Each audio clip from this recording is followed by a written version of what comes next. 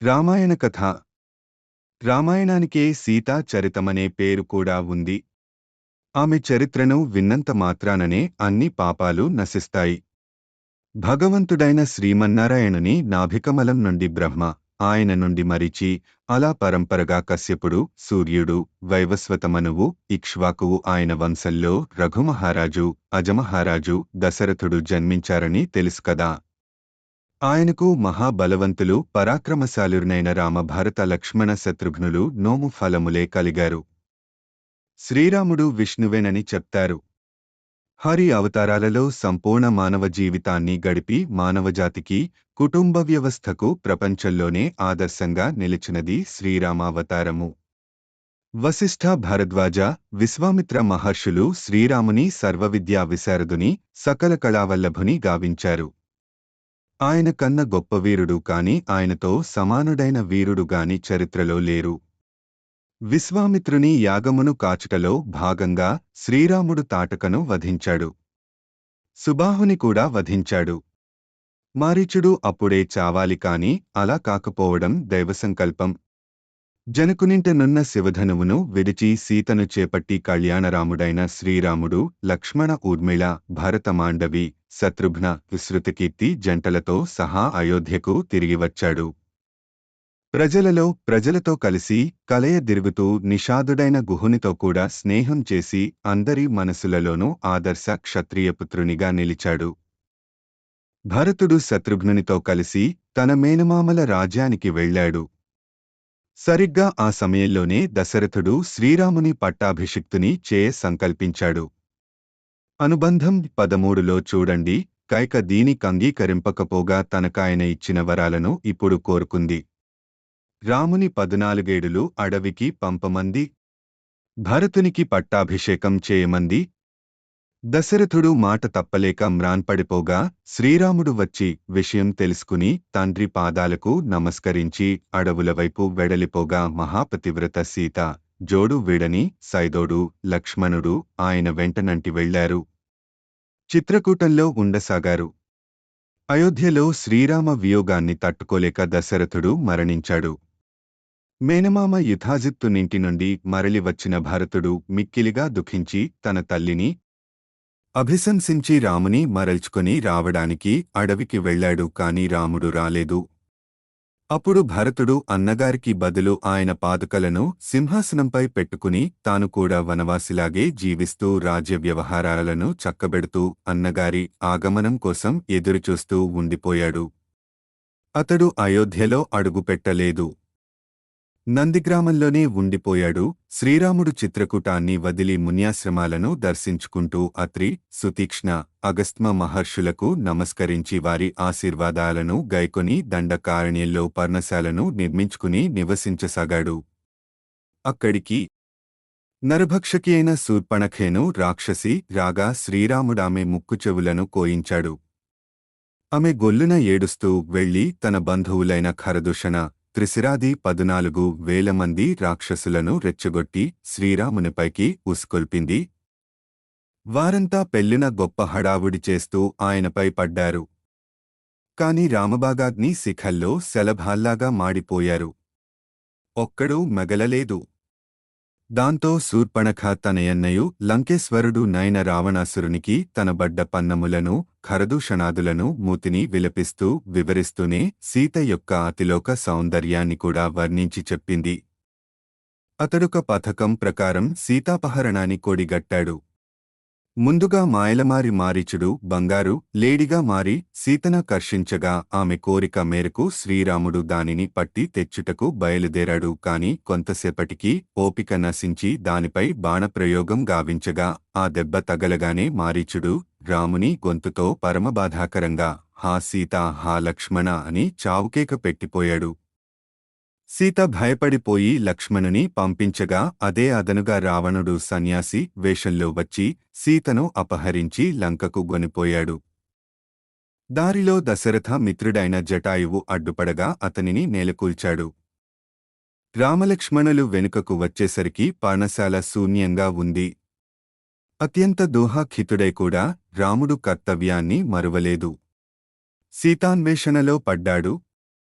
రావణుని జాడలను నేలపై బడినంత మేర వెతుకుతూ పోగా వానిచే నెలకూల్చబడిన జటాయువు కొన ఊపిరి మీద ఉండి కనిపించాడు. అతడు సీతనెవరో దానవుడపహరించి దక్షిణదిశ వైపు సాగిపోయాడని చెప్పి శ్రీరాముని చేతుల్లోనే మరణించాడు.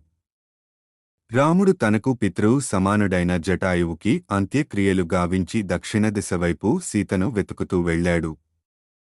దారిలో ఆయనకి సుగ్రీవునితో సంధి కుదిరింది. వాలిని చంపి సుగ్రీవుని రాజును చేశాడు. వానల కాలం రావడంతో ఆ కాలమంతా ఋష్యమూకంపైనే గడిపాడు. వానలు కడముట్టగానే సుగ్రీవుడు పర్వతాకారులైన అంతే ఉత్సాహం కూడా కలవారైన తన వానరయోధులను సీతను వెదుకుటకే నలుదిశలకు పంపించాడు. దక్షిణ దిశవైపు అంగదుడు, అంజనేయుడు, జాంబవంతుడు మున్నగు మహాయోధులు వెళ్లారు. చివరికి సాగరతీరాన్ని చేరి అతలన్నీ అవరేపోయాయని తాము వెనుకకు మరలి శ్రీరాముని మరింత బాధించుటకన్నా జటాయువు వలె ఆయన కార్యసాధనలో మరణించుటే మేలని నిరాశాపూరిత వాక్కులను వెలార్చుచుండగా జటాయువు సోదరుడైన సంపాతి వీరి మాటలను విని బాధలను గని విషయం కనుగొని సీత జాడను తెలిపాడు. కడలికి అవలగల లంకలో సీత రావణుని చెరలో ఉన్నదని చెప్పాడు. కపి శ్రేష్ఠుడైన వీరాంజనేయుడు వెంటనే లంఘించి శతయోజన విస్తృతి గల సముద్రాన్ని దాటి లంకలో అశోకవనంలో ఉన్న సీతను దర్శించాడు. స్వయంగా రావణుడే వచ్చి ఆమెపై తనకు గల అవ్యాజ ప్రేమను ప్రకటించడం, ముల్లోకాలకే సమ్రాజ్ఞిని చేస్తానని ప్రలోభపెట్టడం, తన కోరికను తీర్చని పక్షంలో చంపేస్తానని భయపెట్టడం చూశాడు. సీత దేనికి లొంగక స్థిరంగా తాను రాముని తప్ప మరొక పురుషుని వరించనని చెప్పడం, అంతటి లంకేశ్వరుని గడ్డిపోచకన్నా హీనంగా చూసి మాట్లాడడం కూడా చూశాడు. ఈ విశ్వంలోనే సీతను మించిన పరమపతివ్రత లేదని గ్రహించాడు. నోటికి వచ్చిన దెల్ల పలికి రావణుడు పోయిన వెనుక అశోకవనంలో శోక సంతప్తయై నిలిచిన సీతను ఆంజనేయుడు మెల్లగా సమీపించి శ్రీరామస్తుతిని గానం చేసి ఆమె కాస్త కుదుటపడగానే శ్రీరాముని వ్రేలి ఉంగరాన్ని ఆమెకిచ్చి తాను రామదుతనని విన్నవించుకున్నాడు. ఆమెకు ధైర్యం చెప్పి ఆమె ప్రసాదించిన చూడామణిని గైకొని బయలుదేరాడు. సీత నిలిచిన ప్రాంతాన్ని మాత్రం క్షేమంగా ఉంచి మిగతా అశోక వనాన్నంతటినీ ధ్వంసం చేయసాగాడు. రావణుని సైనికులు తనను పట్టబోతే రావణపుత్రుడు అక్షకుమారునితో సహా కొన్ని వేల మందిని సంహరించిన ఆంజనేయుడు ఇంద్రజిత్ బిరుదాంకితుడైన మేఘనాథుని బ్రహ్మాస్త్రానికి మాత్రం కట్టుబడ్డాడు. అది బ్రహ్మదేవునికిచ్చిన మాటను నిలబెట్టుకొనుటకే రావణుని కొలువులో ఏమాత్రమూ భయపడకుండా అతనికెదురుగా నిలిచి సీతమ్మను సాదరంగా గొనిపోయి రామయ్య కర్పించి ఆయన శరణుజొచ్చుమని హీతవు చెప్పాడు. రావణుడా వేదము వంటి వాక్యమును పాటింపకపోగా పరమ కుపితుడై ఆంజనేయుని తోకకి నిప్పటించి చంపాలనుకున్నాడు. కాని మృత్యుంజయుడైన ఆంజనేయస్వామి ఆ వాలాగ్నితోనే లంకకు నిప్పంటించి మరల జలధిని లంఘించి రాముని పాదాలకడ వాలిపోయాడు. ఈ విధంగా శ్రీరామబంటూ సీతను చూచి రమ్మంటే లంకను కాల్చివచ్చాడు. సీత చూడామణిని రామునికి సమర్పించాడు. తరువాత సుగ్రీవ, అంజనాసుత, అంగద, లక్ష్మణాది పరివార సమేతంగా శ్రీరాముడు సాగరతీరాన్ని చేరుకొని నలుని ద్వారా సముద్రంపై సేతువును నిర్మించి ఆవలి ఒడ్డును చేరుకొని అక్కడి సువేల పర్వతంపై విడిదిచేసి అక్కడి నుండి లంకాపురాన్ని వీక్షించాడు. విభీషణుడు రాముని శరణుజొచ్చాడు.